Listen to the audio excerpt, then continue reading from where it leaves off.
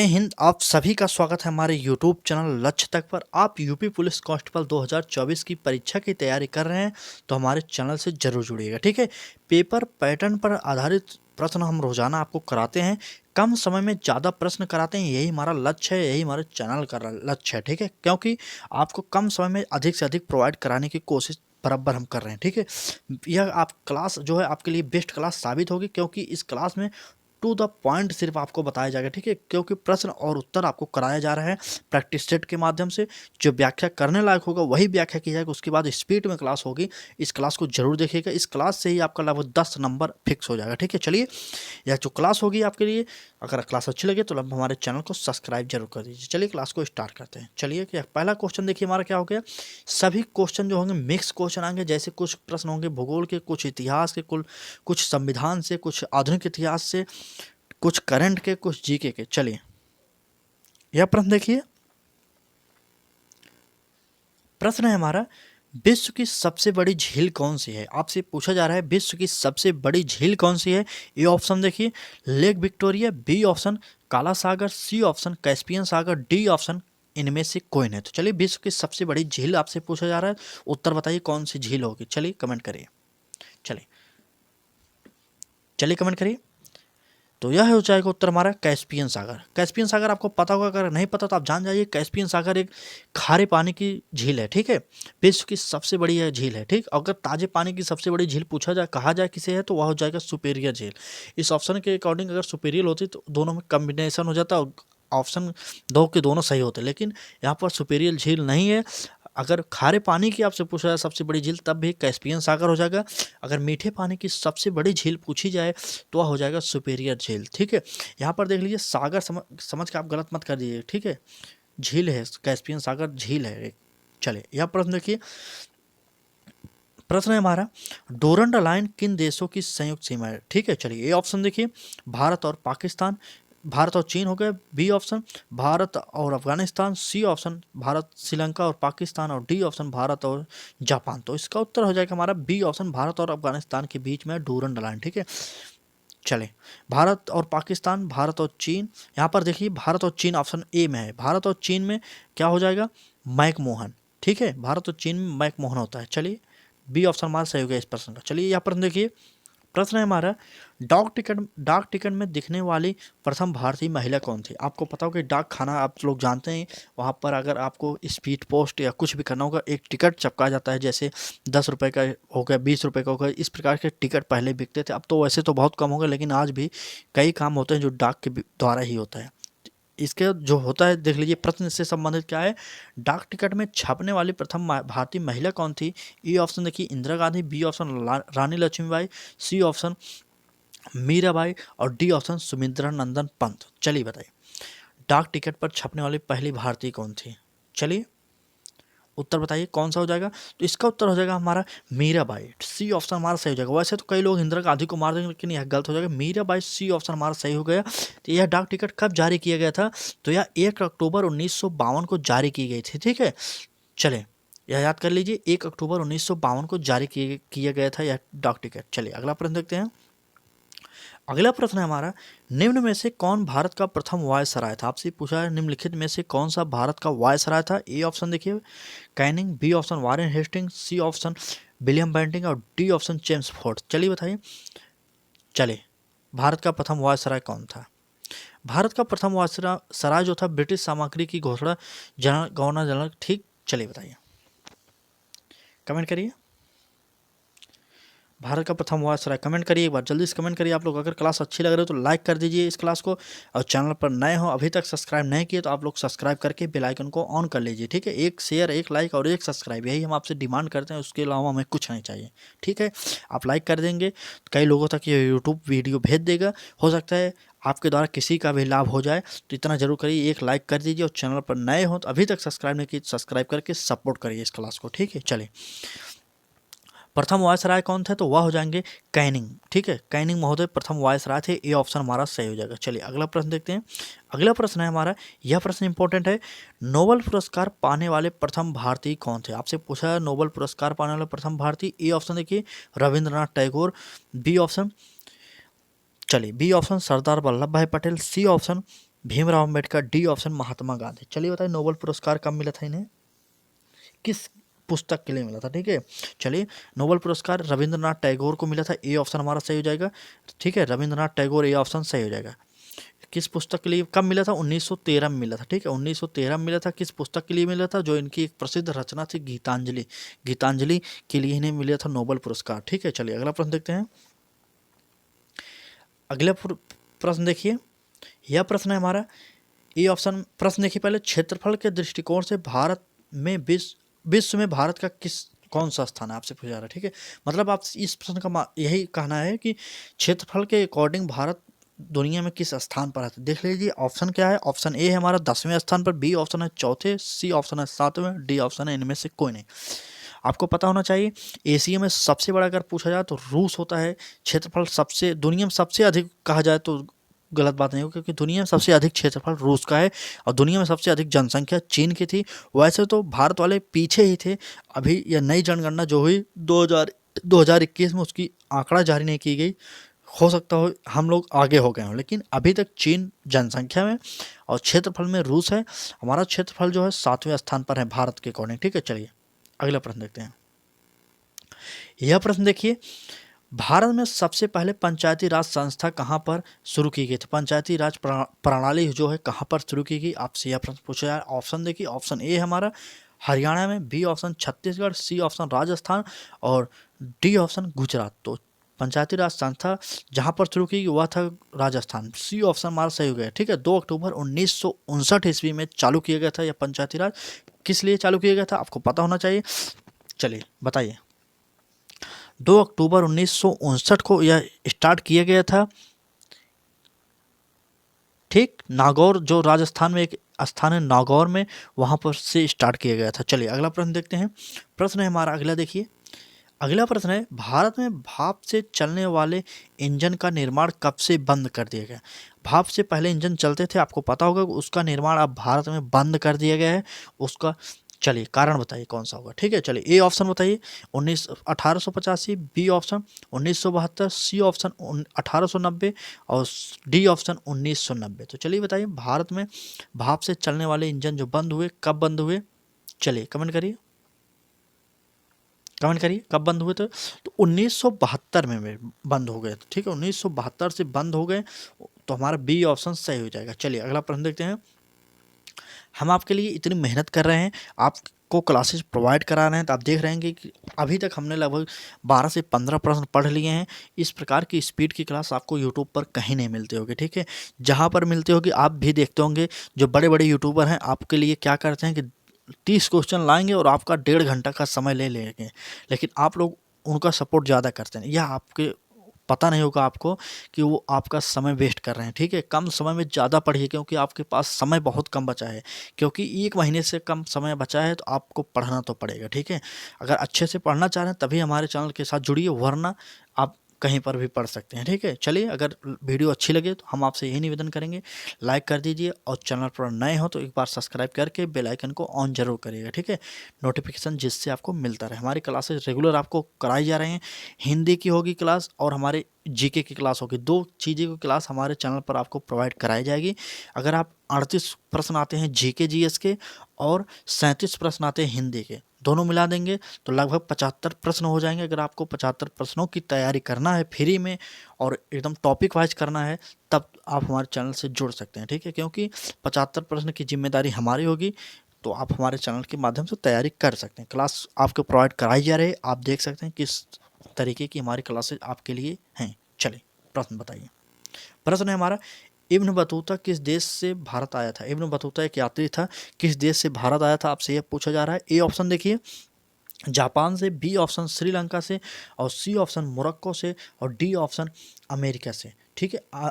चलिए तो हमारा सी ऑप्शन मोरक्को से इब्न बतूता आया था, आपको पता होना चाहिए, नहीं जानते तो जान लीजिए, यह पेपर कई बार में आ चुका है पेपर में, ठीक है, इंपॉर्टेंट है आपके लिए, कई बार यह प्रश्न पेपर में आ चुका है। इब्न बतूता मोरक्को का निवासी था, ठीक है, मोरक्को, सी ऑप्शन हमारा इस ऑप्शन के अकॉर्डिंग सही हो जाएगा। चलिए अगला प्रश्न देखते हैं, महावीर किस परिवार से में पैदा हुए? महावीर किस परिवार में पैदा हुए? यह प्रश्न देखिए, एसएससी सीजीएल में यह प्रश्न आया हुआ है आपके लिए। यह प्रश्न हमने सेम टू सेम उठा लिया वहाँ से, ठीक है। चलिए प्रश्न ऑप्शन देखिए, शाक्य परिवार में, बी ऑप्शन क्षत्रिय में, सी ऑप्शन सातवाहन में, डी ऑप्शन इनमें से कोई नहीं। तो चलिए बताइए महावीर परिवार कौन सा था? महावीर का परिवार तो वह था क्षत्रिय परिवार के थे, आपको पता होना चाहिए। बी ऑप्शन हमारा सही हो जाएगा, क्षत्रिय परिवार के थे। चले अगला प्रश्न देखते हैं। चलिए यह भूगोल का प्रश्न है, आपके लिए इंपॉर्टेंट है। चलिए देखिए प्रश्न क्या है, किस दिन पृथ्वी सूर्य से सर्वाधिक दूरी पर होती है? आपसे पूछा जा रहा है किस दिन पृथ्वी सूर्य से सर्वाधिक दूरी पर होती है। ए ऑप्शन देखिए 8 जून, बी ऑप्शन 5 सितंबर, सी ऑप्शन 4 जुलाई और डी ऑप्शन 23 सितंबर। तो चलिए बताइए, चले सबसे दूर पूछा जा रहा है, ठीक है। सबसे दूर जो होगा वह हो जाएगा 4 जुलाई, हमारा बी सी ऑप्शन सही हो जाएगा। अगर सबसे नज़दीक पूछा जाए तो सबसे नज़दीक होता है 3 जनवरी को पृथ्वी और सूर्य के बीच सबसे नज़दीकी होती है, ठीक है। तो 3 जनवरी को सबसे नज़दीक और 4 जुलाई को सबसे दूर, आप याद कर लीजिए यह प्रश्न को। चलिए अगला प्रश्न देखते हैं। अगला प्रश्न है हमारा, बलवंत राय मेहता कमेटी ने सुझाव दिया था कि पंचायती राज की संरचना कैसा होना चाहिए, ठीक है। कैसी होनी चाहिए पंचायती राज? ए ऑप्शन एक स्तरीय, बी ऑप्शन द्विस्तरीय, सी ऑप्शन त्रिस्तरीय और डी ऑप्शन इनमें से कोई नहीं थे। 2 अक्टूबर 1959 राजस्थान के नागौर जिले से यह पंचायती राज प्रणाली स्टार्ट की गई। कौन सी थी? तो त्रिस्तरीय पंचायती राज प्रणाली थी, ठीक है। ग्राम सभा, ब्लॉक का, उसके बाद प्रधान का, ये सभी होते हैं, ठीक है। चलिए आपके गांव से बिलोंग करते होंगे, आपको पता होगा कि प्रधान, बीडीसी, उसके बाद क्षेत्र पंचायत, ठीक है। चलिए क्षेत्र पंचायत, जिला पंचायत, चलिए ठीक। चलिए अगला प्रश्न देखते हैं। यह प्रश्न इंपॉर्टेंट है आपके लिए, यह कई पेपरों में पूछा जा चुका है। एसएससी सीजीएल का यह भी प्रश्न है। हमने ज़्यादा से ज़्यादा कोशिश किया है कि किसी न किसी पेपर में जो प्रश्न आए होंगे वही हम आपके लिए लेकर आए हैं, ठीक। एसएससी सीजीएल में यह प्रश्न आया हुआ था, इसलिए हमने यह प्रश्न आपके लिए फिर से प्रोवाइड कर दिया। और इम्पोर्टेंट प्रश्न है, सिर्फ एसएससी सीजीएल में नहीं कई परीक्षाओं में पूछा जा चुका है, इसलिए हमने यह प्रश्न आपके लिए फिर से ला दिया है, ठीक है। चलिए प्रश्न देखिए क्या है। प्रश्न है हमारा, व्यक्तिगत ओलंपिक स्वर्ण पदक पाने वाले प्रथम भारतीय कौन थे? मतलब अकेले जो ओलंपिक खेले थे वह पदक पाने वाले कौन थे? चलिए A option KD Jadhav, B option PV Sindhu और सी ऑप्शन अभिनव बिंद्रा और D option Sachin Tendulkar. Olympic Sachin Tendulkar से मतलब नहीं तो हमारा डी ऑप्शन कट जाएगा, ठीक है। चलिए ओलंपिक सचिन तेंदुलकर से मतलब नहीं तो ये हमारा ऑप्शन कट जाएगा। तो हमारा सबसे बेस्ट आंसर जो होगा वह हो जाएगा अभिनव बिंद्रा। अभिनव बिंद्रा प्रथम व्यक्तिगत ओलंपिक पदक पाने वाले विजेता थे, ठीक। चलिए अगला प्रश्न देखते हैं। प्रश्न है हमारा, भारत का अंतिम वायसराय कौन था? भारत का अंतिम वायसराय पूछा जा रहा है। ए ऑप्शन देखिए Lord Mountbatten, B option C Rajagopalachari और सी ऑप्शन जेबी कृपलानी और डी ऑप्शन इनमें से कोई नहीं। तो भारत का अंतिम वायसराय जो था तो वह थे सी राजगोपालाचारी, ठीक है। सी राजगोपालाचारी, यह हमारा बी ऑप्शन सही हो जाएगा। चलिए अगला प्रश्न देखते हैं। अगला प्रश्न है हमारा, मोहनजोदड़ो का सिंधु घाटी सभ्यता स्थल किस देश में स्थित है? मोहनजोदड़ो का सिंधु घाटी सभ्यता स्थल किस देश में स्थित है? ए ऑप्शन पाकिस्तान में, बी ऑप्शन भारत में और सी ऑप्शन अमेरिका में और डी ऑप्शन इंग्लैंड में। तो मोहनजोदड़ो पाकिस्तान में स्थित है। आपका जो आंसर होगा ए ऑप्शन सही हो जाएगा। ए ऑप्शन सही हो जाएगा, पाकिस्तान में मोहनजोदड़ो स्थित है। चलिए अगला प्रश्न देखते हैं। अगला प्रश्न है हमारा, भारत के राष्ट्रीय गीत की रचना किसने की थी? भारत में जो राष्ट्रीय गीत होता है उसकी रचना किसने की? तो ये ए ऑप्शन देखिए, A option Rabindranath Tagore, B option Bankim Chandra Chatterjee, C option Mahatma Gandhi और डी ऑप्शन इनमें से कोई नहीं। तो आपको पता होना चाहिए रविंद्रनाथ टैगोर ने राष्ट्रीय गीत ना लिखकर राष्ट्रगान लिखा था। जनगण मन राष्ट्रगान रविंद्रनाथ टैगोर लिखे थे। और राष्ट्रीय गीत की बात की जाए तो यह हो जाएगा बी ऑप्शन बंकिम चंद्र चटर्जी। बंकिम चंद्र चटर्जी ने राष्ट्रीय गीत लिखा था, ठीक है। राष्ट्रीय गीत बंकिम चंद्र चटर्जी जी ने लिखा था। चलिए क्लास कैसी लग रही है? क्लास अच्छी लग रही है तो लाइक कर दीजिए और चैनल पर नया हो तो चैनल को सब्सक्राइब करके बेल आइकन को ऑन कर लीजिए, ठीक है, जिससे आपको नोटिफिकेशन मिलता रहे। राष्ट्रीय गीत आप जानते होंगे कि वंदे मातरम जो है वही हमारा राष्ट्रीय गीत है। चले सब्सक्राइब करिए चैनल को। एक बार आपको समय दे रहे हैं, आपसे निवेदन कर रहे हैं कि 5 सेकंड के अंदर आप हमारे चैनल को सब्सक्राइब कर दीजिए और एक शेयर और एक लाइक कर दीजिए। चलिए 5 सेकंड का आपको टाइम दे रहे हैं, उसके बाद हम फिर से प्रश्न को स्टार्ट किए हैं। वैसे क्लास चल रही है, आप यह मत समझिए क्लास बंद होगी, क्लास चल रही है। एक बार शेयर करिए और लाइक सब्सक्राइब कर दीजिए, ठीक है। चलिए अभी और प्रश्न है, जितने प्रश्न पढ़े हैं उतने से अधिक प्रश्न हैं। अब बस पढ़ते रहिए और अच्छे से तैयारी करिए, कम समय में ज़्यादा तैयारी कराने की पूरी कोशिश करें। अगर क्लास अच्छी लगी तो लाइक जरूर कर दीजिए, ठीक है। चलिए प्रश्न देखते हैं, स्टार्ट करते हैं। हम उम्मीद कर रहे हैं कि आप हमारे वीडियो को शेयर कर दिए होंगे, ठीक है। प्रश्न है हमारा, निम्नलिखित में से किस देश के अंतर्राष्ट्रीय सीमा रेखा भारत के साथ सबसे लंबी लगती है। आपसे पूछा जा रहा है कौन सा देश होगा जिसकी सीमा भारत के साथ सबसे अधिक लगती है। तो चलिए, A option Bangladesh, B option Afghanistan, C option Sri Lanka और डी ऑप्शन पाकिस्तान। कौन सा होगा, चलिए बताइए कौन सा होगा। तो वह हो जाएगा ए ऑप्शन हमारा सही होगा, बांग्लादेश के साथ सबसे अधिक लगता है। कितने लगता है, चलिए बताइए कितनी दूरी लगती है, कमेंट करिए। तो 4095 किलोमीटर, 4095 किलोमीटर यह लगता है, ठीक है, किमी, ठीक। चलिए किमी आपको पता होना चाहिए, 4095 किलोमीटर बांग्लादेश के साथ लगता है, ठीक है। और सबसे कम पूछा जाए, सबसे कम हो जाएगा हमारा जो है बी ऑप्शन अफगानिस्तान के बीच सबसे कम हो जाएगा। कितना किलोमीटर लगता है आपको पता होना चाहिए, 106 किलोमीटर, ठीक है, 106 किलोमीटर अफगानिस्तान के बीच लगता है, ठीक है। चलिए सबसे कम पूछा जाए तो वह हो जाएगा, चलिए सबसे कम अफगानिस्तान के बीच 106 किलोमीटर और सबसे अधिक बांग्लादेश के बीच कितना लगता है, तो 4095 किलोमीटर, ठीक है। आप याद कर लीजिए 4095, वो अभी सही हो जाएगा, ठीक। चले अगला प्रश्न देखते हैं। प्रश्न है हमारा, वह कौन सा देश है जहां पर भूमध्य रेखा, कर्क रेखा और मकर रेखा एक साथ गुजरती हैं। यह प्रश्न आपके बहुत ही महत्वपूर्ण गिनती में गिना जाता है, आपको पता नहीं होगा तो जान जाइए। यह यूपी में जो सुपर टेट परीक्षा होती है उसमें पूछा जा चुका है, और एसएससी सीजीएल में पूछा जा चुका है एक बार, और कई परीक्षाओं में पूछा गया है। तो आपके लिए यह इंपॉर्टेंट हो जाएगा, ठीक है। आप इसे इंपॉर्टेंट लिख लीजिए, क्योंकि आपसे पूछा जाएगा, थोड़ा सा पैटर्न चेंज करके पूछा जाता है। वह कौन सा महाद्वीप है जहाँ पर तीनों रेखाएं एक साथ जाती हैं, मतलब ये तीनों रेखाएं गुजरती हैं। आपसे यह प्रश्न पूछा जाएगा, वह कौन सा महाद्वीप है जहाँ से तीनों रेखाएं गुजरती हैं। तो उसका ऑप्शन देख लीजिए, ऑस्ट्रेलिया होगा, बी ऑप्शन उत्तरी अमेरिका, सी ऑप्शन जापान और डी ऑप्शन अफ्रीका। तो चलिए बताइए, अफ्रीका, इसका ऑप्शन हमारा डी सही हो जाएगा। अफ्रीका में, अफ्रीका से तीनों रेखाएं गुजरती हो, चाहे भूमध्य रेखा हो गए, चाहे कर्क रेखा हो गई, चाहे मकर रेखा हो गई, ठीक है। तो तीनों रेखाएं अफ्रीका महाद्वीप से गुजरती हैं, आपको पता होना चाहिए। चलिए अगला प्रश्न देखते हैं। यह प्रश्न देखिए, भारत के कौन से संशोधन के अंतर्गत वोट देने की उम्र जो 21 वर्ष थी उसे घटाकर 18 वर्ष कर दी। आपको पता होगा कि पहले वोट देने का अधिकार 21 वर्ष वालों को ही था, लेकिन अब जो एक संविधान संशोधन किया गया था उसके अकॉर्डिंग अब 18 वर्ष के जो हैं वो अभी वोट दे सकते हैं। इसका कहने का मतलब 21 वर्ष की उम्र घटाकर 18 वर्ष कर दी गई, किस संविधान संशोधन द्वारा। ए ऑप्शन देखिए, ए ऑप्शन है हमारा 99वें संविधान संशोधन, बी ऑप्शन 49वें और सी ऑप्शन 61वें और डी ऑप्शन है 63वें। चलिए बताइए, कमेंट करिए एक बार,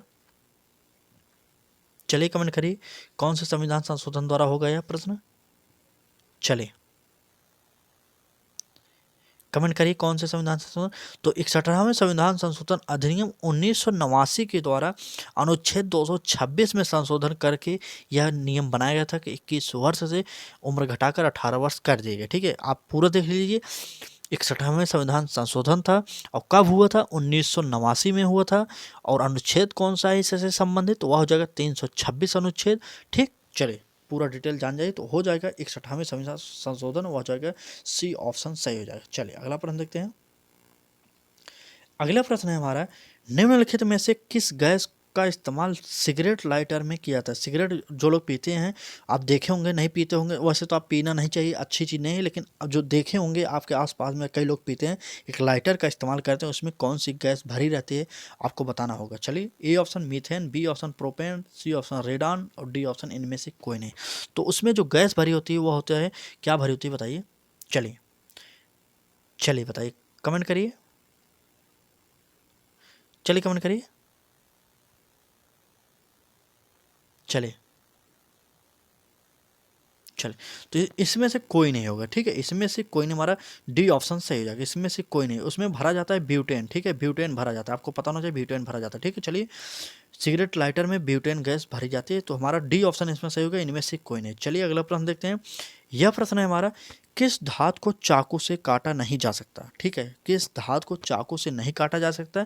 ए ऑप्शन सिल्वर को, बी ऑप्शन सोडियम को, सी ऑप्शन जिंक को और डी ऑप्शन एल्युमिनियम को। चलिए बताइए, वह कौन सा धातु है जिसे चाकू से नहीं काटा जा सकता। तो उसका उत्तर हो जाएगा, बताइए, कमेंट करिए। तो उसका उत्तर हो जाएगा हमारा सोडियम। ठीक है, इससे आपको पता होना चाहिए कि सोडियम को केरोसिन में डुबो कर रखते हैं। ठीक है, चलिए अगला प्रश्न देखते हैं। क्लास कैसी लग रही है? क्लास अच्छी लग रही है तो लाइक कर दीजिए। आपसे बार बार निवेदन करें, लाइक कर दीजिए, और चैनल को पर नए हो तो चैनल को सब्सक्राइब जरूर करिएगा। ठीक है, आपकी तरह कई लोग हमारे चैनल के माध्यम से जुड़े हैं और हमारे चैनल को सपोर्ट किए हैं और कई लोगों को शेयर भी किए हैं, तो आप भी कर सकते हैं। हम आपसे बस यही इतना चाहते हैं। आप भी सोचिए, अगर आपके लिए कोई इतना 1 घंटे आधे घंटे बोल रहा है, उसका क्या मतलब है आपको पता होना चाहिए। कुछ भी हमें फ़ायदा कुछ नहीं होता, लेकिन हम आप सोच रहे हैं कि आपकी कुछ हेल्प हो जाए। ठीक, और कुछ भी नहीं। आप देख रहे होंगे कि हमारे चैनल पर अब पैसा भी नहीं मिलता, अभी मोनेटाइज भी नहीं हुआ, लेकिन आपके लिए क्लासेस प्रोवाइड बराबर कर रहे हैं। ठीक है, तो आप सपोर्ट करते रहिए और पढ़ते रहिए अच्छे से। अगर क्लास अच्छी, वैसे तो अच्छी है, लेकिन अच्छी नहीं हो तब भी आप बता सकते हैं। ठीक है, कमेंट करिएगा क्लास कैसी लगती है, वह भी ज़रूर बताइएगा। ठीक है, चाहे अच्छी हो या ख़राब हो, कुछ भी हो बताइएगा ज़रूर। आप किस सब्जेक्ट की तैयारी करना चाह रहे हैं, कौन सा सब्जेक्ट आपका वीक है, वह भी बताइएगा। हम कोशिश करेंगे उसकी भी क्लासेज आपके लिए उपलब्ध करा दें। ठीक, सब चीज़ हम आपकी सब बात मान रहे हैं, लेकिन आप भी हमारी बात मानिए। ठीक है, लाइक शेयर सब्सक्राइब करते रहिए। ठीक, चलिए अगला प्रश्न देखते हैं। प्रश्न हमारा, भारत के सर्वप्रथम बैटल फील्ड मिसाइल कौन सी है? ठीक है, बैटल फील्ड मिसाइल कौन सी आपसे पूछा है भारत की? तो ए हो गया आकाश, बी हो गया पृथ्वी, सी ऑप्शन हो गया अग्नि, और डी ऑप्शन अग्नि हो गया। चलिए बताइए बैटल फील्ड मिसाइल कौन सी है भारत की? पहले चलिए कमेंट करिए। बैटल फील्ड मिसाइल कौन सी? तो वह हो जाएगी पृथ्वी। हमारा बी ऑप्शन सही हो जाएगा, बी ऑप्शन सही हो जाएगा। ठीक है, चलिए अगला प्रश्न देखते हैं। यह प्रश्न देखिए इंपॉर्टेंट है। स्पुतनिक टू में किस जानवर को अंतरिक्ष में छोड़ा गया था? चलिए ए ऑप्शन बिल्ली, बी ऑप्शन भेड़, सी ऑप्शन चूहा, और डी ऑप्शन कुत्ता। तो चलिए बताइए स्पुतनिक टू जो था उसमें किस जानवर को अंतरिक्ष में ले जाया गया था? आपको उत्तर देना है। चलिए कमेंट करिए। चलिए कमेंट करिए क्लास कैसी लग रही है, लाइक कर दीजिए। ठीक है, चलिए कमेंट करिए अच्छी लग रही है ना। चलिए कमेंट करिए। तो उसका उत्तर हो जाएगा कुत्ता को ले जाकर छोड़ा गया था। वह कुतिया थी, आपको पता होना चाहिए। चलिए कुत्ता को ले जाकर छोड़ा गया था। ठीक, चलिए चलिए उस कुत्ते का एक लिंग कहें तो वह कुतिया हो जाएगा। ठीक है, कुतिया हो जाएगा। उसका नाम क्या था? लाइका नाम था, लाइका नाम था। ठीक है, इसका नाम लाइका था, आपको पता होना चाहिए। लाइका नाम का एक कुतिया थी, उसे अंतरिक्ष में सबसे पहले स्पुतनिक सेकंड के द्वारा छोड़ा गया था। चलिए अगला प्रश्न देखते हैं। अगला प्रश्न है हमारा, रिएक्टर पैमाने से क्या मापा जाता है? आपको पता होना चाहिए रिएक्टर पैमाने से क्या नापा जाता है। आप तो वैसे यह शब्द सुने होंगे, क्योंकि आप अगर कहीं भी मोबाइल भी चलाते हो, न्यूज़ देखते होंगे, तो आपको यह शब्द पता होना चाहिए, क्योंकि आए हर साल लगभग कहीं ना कहीं यह इसकी बात हो जाती है। चलिए ऑप्शन देखिए, रिएक्टर पैमाने से क्या मापा जाता है। ए ऑप्शन देखिए, ए ऑप्शन आर्द्रता, बी ऑप्शन भूकंप की तीव्रता, सी ऑप्शन वायु की गति, और डी ऑप्शन इनमें से कोई नहीं। तो चलिए वह हो जाएगा भूकंप की तीव्रता नापा जाता है रिएक्टर पैमाने से। बी ऑप्शन हमारा सही हो जाएगा। चलिए अगला प्रश्न। अगला प्रश्न देखते हैं क्या है। सूर्य पूर्व दिशा से उगता है और पश्चिम में डूबता है, इसका कारण क्या है? चलिए अब बताते रहिए इसका कारण क्या है। ए ऑप्शन देखिए, पृथ्वी की आकृति, बी ऑप्शन पृथ्वी का सूर्य के चारों ओर परिक्रमण, और सी ऑप्शन पृथ्वी का अपने धुरी पर घूर्णन, और डी ऑप्शन सूर्य की गति। तो चलिए बताइएगा, सूर्य पूर्व दिशा से उगता है और पश्चिम दिशा में डूबता है, तो इसका कारण क्या हो सकता है? चलिए चलिए कमेंट करिए और लाइक कर दीजिए, और चैनल को सब्सक्राइब कर लीजिए। हम आपसे बार बार निवेदन करें, चैनल को सब्सक्राइब करके बेल आइकन को ऑन कर लीजिए, जिससे से आपको नोटिफिकेशन मिलता रहे। तो चलिए इसका जो कारण होगा पृथ्वी का अपनी धुरी पर घूर्णन, तो हमारा सी ऑप्शन सही हो जाएगा, पृथ्वी का अपनी धुरी पर घूर्णन। ठीक, चले अगला प्रश्न देखिए, यह विज्ञान का प्रश्न है, इंपॉर्टेंट प्रश्न है आपके लिए। मानव मस्तिष्क का सबसे बड़ा अंग कौन सा है? आपसे पूछा जा रहा है मानव मस्तिष्क का सबसे बड़ा अंग कौन सा है। ए ऑप्शन देखिए हृदय, बी ऑप्शन पैर, सी ऑप्शन त्वचा, और डी ऑप्शन इनमें से कोई नहीं। अब पैर कोई मतलब नहीं, तो चलिए हृदय छोटा सा हृदय होता है, आपको शरीर में पता होगा। इनमें से कोई नहीं, यह भी कट जाएगा। तो हमारा त्वचा सबसे बड़ा होता है। ठीक है, मानव मस्तिष्क का सबसे बड़ा अंग, चलिए कमेंट करिए। यहाँ पर क्या दिया गया, मानव मस्तिष्क का सबसे बड़ा अंग पूछा जा रहा है, मानव शरीर का होना चाहिए। 1 मिनट, यहाँ पर थोड़ी सी मिसप्रिंट है। ठीक है, यहाँ पर थोड़ी सी गलती हो गई, तभी तो मैंने सोचा यहाँ पर क्या होगा, तो वह हो जाएगा मानव शरीर। ठीक है, मानव शरीर हो जाएगा। यहाँ पर लिख लीजिए शरीर। ठीक है, मानव शरीर। चले मानव शरीर। ठीक, चलिए मानव शरीर का सबसे बड़ा अंग कौन सा होगा, तो वह हो जाएगा त्वचा। यहाँ पर जो मस्तिष्क था यह गलत हो जाएगा, मस्तिष्क नहीं होगा, मानव शरीर होगा। अब यहाँ से याद कर लीजिए, हम आपको बता दे रहे हैं मानव शरीर की सबसे बड़ा अंग कौन सा है, यह पूछा जाए तो वह हो जाएगा त्वचा। ठीक है, आप बस इतना याद करिए, थोड़ा मिस प्रिंट है उसके लिए हम आपसे माफ़ी चाहते हैं। ठीक है, चलिए अगला प्रश्न देखते हैं। अगला प्रश्न है हमारा, प्रश्न है अम्ल नीले लिटमस पत्र को किस रंग में बदलते हैं? आपको पता होना चाहिए अम्ल नीले लिटमस पत्र को किस रंग में बदल देते हैं। तो चलिए उत्तर बताइए। चलिए, तो अम्ल नीले लिटमस पत्र को लाल में बदल देते हैं। ठीक है, अम्ल का स्वाद खट्टा होता है। ठीक है, चलिए बी ऑप्शन हमारा हो गया। अम्ल का स्वाद जो है वह पूछा जाए, इसका स्वाद पूछा जाए तो वह हो जाएगा खट्टा। ठीक है, खट्टा। ठीक, चलिए खट्टा स्वाद होता है। चलिए अगला प्रश्न देखते हैं। यह प्रश्न देखिए, प्रश्न है हमारा, समान वर्षा वाले स्थानों को जोड़ने वाली रेखा को क्या कहते हैं? समान वर्षा वाले स्थानों को जोड़ने वाली रेखा को क्या कहते हैं? A option isobar, B option isohyet और सी ऑप्शन आइसोबन और डी ऑप्शन इनमें से कोई नहीं। तो चलिए बताइएगा, कमेंट करिए, समान वर्षा वाले स्थानों को जोड़ने वाली रेखा को क्या कहते हैं? कमेंट करिए एक बार। तो उसको कहते हैं आइसोहाइट। ठीक है, बी ऑप्शन हमारा सही हो जाएगा। समान वर्षा वाले स्थानों को जोड़ने वाली रेखा को आइसोहाइट कहा जाता है। बी ऑप्शन हमारा सही हो जाएगा, बी ऑप्शन। ठीक है, चलो आइसोहाइट।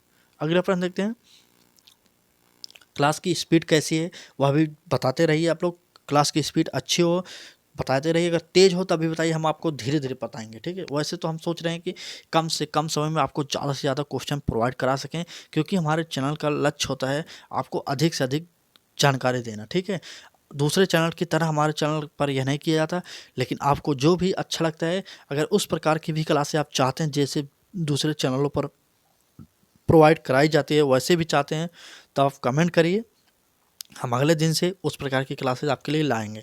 ठीक है, उसमें फिर वही होगा कि 25 प्रश्न लाएंगे और 1 से 1.5 घंटा आपका समय लेंगे, धीरे धीरे पढ़ाएंगे और उसमें थोड़ा थोड़ा व्याख्या करते रहेंगे। ठीक है, बस यही करते हैं हम लोग और कुछ नहीं करते हैं।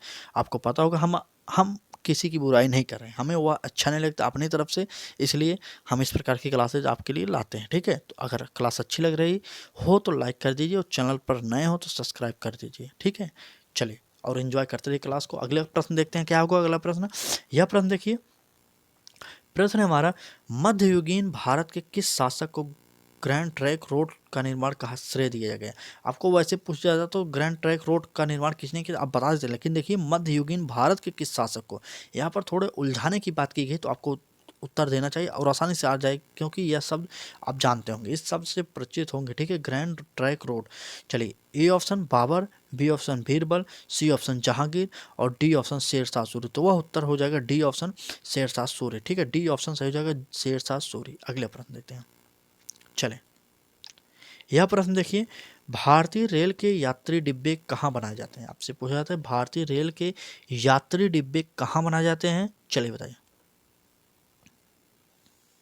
चलिए कमेंट करिए, भारतीय रेल के यात्री डिब्बे कहाँ बनाए जाते हैं? तो वह हो जाएगा पेराम्बूर में। ठीक है, पेराम्बूर हमारा सी ऑप्शन सही हो जाएगा। पेराम्बूर में भारतीय रेल के यात्री डिब्बे बनाए जाते हैं। वैसे तो चितरंजन में भी बनाए जाते हैं और वाराणसी में भी बनाया जाता है, लेकिन जो रेल यात्रियों के लिए बनाया जाता है यात्री डब्बा वह हो जाएगा पेराम्बूर में। ठीक है, पेराम्बूर में बनाया जाता है। पेराम्बूर कहाँ पर है? तो पेराम्बूर चेन्नई में है। ठीक है, चलिए अगला प्रश्न देखते हैं।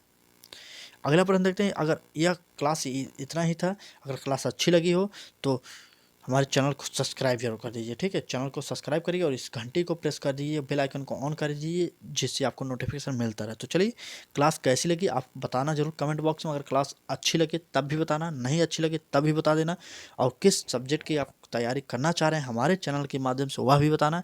ठीक है, जो भी आपकी समस्या वह भी बता दीजिए, हो सकता हो हमारे द्वारा वह आपका निवारण करा दिया जाए। तो चलिए, आज की क्लास में बस इतना ही। रेगुलर हमारे साथ क्लास को एंजॉय करते रहिए और अपनी तैयारी एक बेहतर दिशा में ले चलते रहिए, क्योंकि समय कम है और समय कम में हमारा चैनल हमेशा एक्सपर्ट है। ठीक है, समय कम में आपको अच्छी तैयारी कराने में हमारा चैनल एक्सपर्ट है। आप नहीं मानते तो हमने सीटेट की तैयारी इससे पहले कराई है, आप देख सकते हैं हमारे क्लासेज को। हमने 20-25 दिन में सीटेट की क्लासेज तैयारी कराई और कई कमेंट उस क्लासेस पर आए हैं कि क्लास अच्छी है कि नहीं है, आप भी देख सकते हैं। ठीक है, चलिए क्लास अच्छी लगी, आपकी इच्छा लाइक से सब्सक्राइब कर दीजिए, हम आपसे यही निवेदन करें। आज की क्लास में बस इतना ही।